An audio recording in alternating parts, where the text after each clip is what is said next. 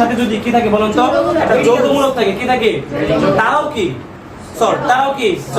এই তিনটা ধর্মের পরবর্তীতে আমাদের আরো কিছু ধর্ম থাকতে পারে নাকি?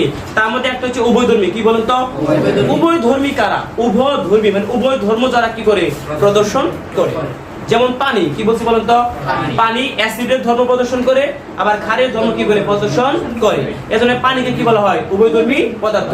তোমাদের এসএসসি কোশ্চেনে থাকতে পারে যে পানি একটি উভয়ধর্মী যৌগ, ব্যাখ্যা করো, করতে পারে না? সো আমাদেরকে খুব ভালোভাবে কি করতে হবে, দুইটা এক্সাম্পল আমাকে দেখাতে হবে। তার মধ্যে একটা আমরা এই ব্রনস্টেড লাউরির মধ্যে আমরা দেখাবো, ইনশাআল্লাহ সামান্য দেখাবো। এটা কিন্তু আমাদের এসএসসির জন্য পারফেক্ট না, ইন্টারের জন্য আমি অনেক আলোচনা আছে, আমি ওখানে যাব না। আমি সামান্য আলোচনা তোমাদেরকে জাস্ট মানে ইন্ডিকেট করবো যে কোনটা অ্যাসিড কোনটা ক্ষার। এমসি কোশ্চেন তোমরা কি করতে পারো, অ্যানসার করতে পারো। দেখো তোমরা অলরেডি এটা পড়ছো তো, এটা পড়ে লিখছো তো নাকি? আচ্ছা, তাহলে আমার সাথে এটা বলো, অ্যাসিড কি? অ্যাসিড কি? অ্যাসিড কি? ক্ষার কি? প্রোটন গ্রহণ করে নাকি?